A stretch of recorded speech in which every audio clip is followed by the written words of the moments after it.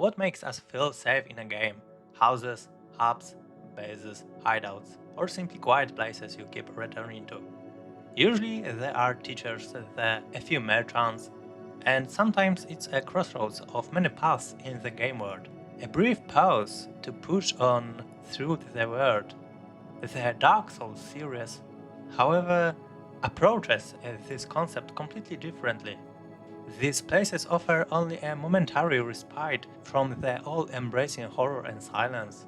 The silence of Majula and of Firelink Shrine has a different underswell and a different weight. Each of these places tells its story in its own way. Firelink from Dark Souls 1, Majula from Dark Souls 2, and Firelink Shrine from Dark Souls 3 are three faces of the same quiet ending.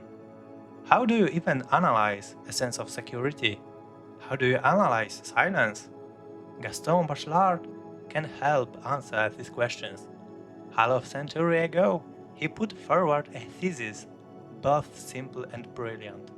A house isn't walls and roof.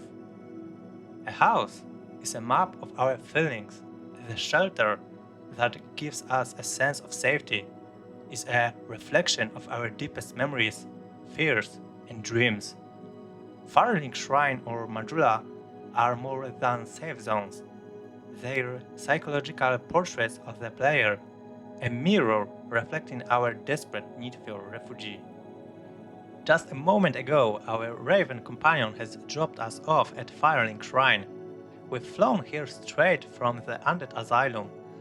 The chapel is, in truth, a ruin, a shadow of its own former grandeur.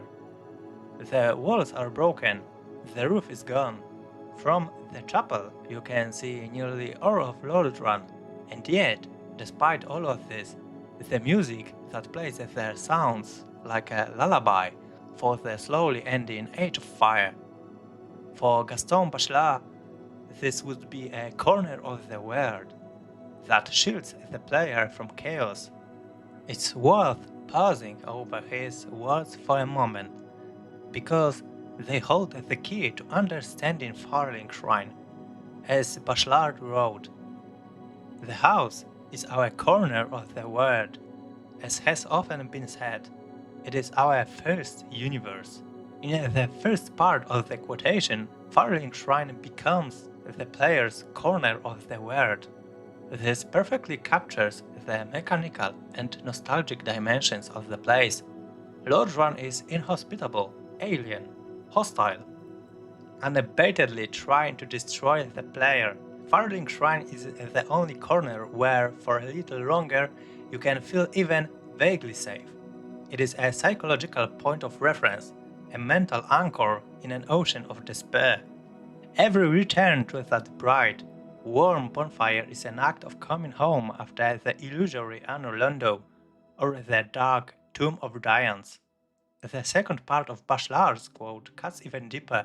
Firelink is also where you can take your first and next steps into the game world. Here you hear the crestfallen knight's tale of the bells of awakening. Here Lautrec can kill the firekeeper. It is from here that Logan departs for the archives. This bonfire and this shrine become the center of our new cosmos, the point around which a large part of the player's existence revolves. From here you can set out toward countless of the corners of the world. Each return to the shrine is a conscious choice to go back to the only place in Lordran you can call your own, to that first universe whose foundations are, despite everything, solid. You can rest, both physically and mentally, but what happens when that foundation begins to crack and the silence grows even heavier? Majula will tell us. If Firelink Shrine in Dark Souls 1 had a solid foundation, Majula is where a fault line runs right through it. Majula is an oniric place, more melancholic even than Firelink Shrine, but without that one element, hope. Everything has been replaced by nostalgia. Bachelard wrote that the home is a shell in which dreams and memories also take shelter. Majula is precisely such a shell, a home that no longer protects, only reminisces what is long gone. This land, where the sun never sets, is frozen in the world's last moment. For many, it's the most ravishing one. Darkness plunging everything into absolute tenebrosity will come any second now. Here, the sun is not a sign of hope, a better world, or even a new day. It is only the afterglow of all that has already happened, an element of time that has already passed. The warm, sorrowful light of day shimmers on the boundless ocean, which murmurs in the background and crashes against the cliff. The cliff, indifferent, gives way to erosion with each blow. It reminds us of the fragility of this last bastion, one that may one day vanish entirely. The music amplifies the atmosphere of finality and dreamlike haze. Majula's soundtrack is the sound of irrevocable loss and a yearning for a home that can no longer be returned to. Instead of traditional orchestral arrangement, the piece rests on delicate, impressionistic tones or harps, chimes, and strings. It's these harps and chimes that weave the oniric, almost magical mood that sets Majula apart from the starkness of the rest of the game world. Even the very Majula's inhabitants are different from those at Firelink. They are a collection of entirely isolated figures. Each is sunk into their own melancholy and serenity. Meanwhile, at Majula's center yawns a vast black hole, a literal image of emptiness and oblivion that forms the true core of this world. It is silence not during the battle, but long after the battle has already been lost. Bachelard also spoke of other spaces, cellar and crypts, places that awaken irrational fear. What happens when a home ceases even to be a memory and become a tomb? The final Firelink Shrine will tell us. Firelink Shrine in the third game is precisely such a home turned into a tomb. The silence here is the oppressive hush of emptiness after the world's end. It is a home that has sunk into the earth. The contrast with the previous two entries is striking and hits all the senses at once. There is no longer the open, boundless Lordran, nor Majula's sea. Instead, there is a stone vault that seals the character into a claustrophobic space. There is no natural light. The sun has been replaced by the artificial glow of few candles. Firelink in the third game is no longer a home open to the world, but a prison, cut off from an even worse landscape outside. The music confirms this too. We are in a mausoleum, where the notes are somber and still. It is a song of loss and the sound of echo, a whisper of spirits trapped in yet another iteration of the world. Its inhabitants have changed as well. They've become shades. Andrea the blacksmith hammering without end.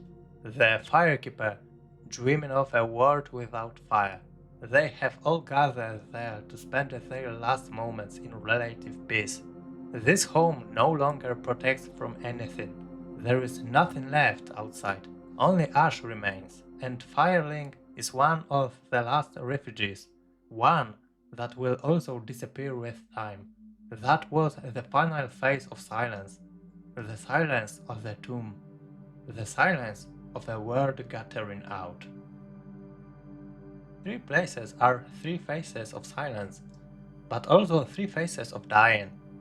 Seen through the lens of space, music, and the story they tell together, it is a single tale in three acts about the slow, unceasing death of a world. Firelink Shrine from Dark Souls 1 still resists and offers shelter in a dying world.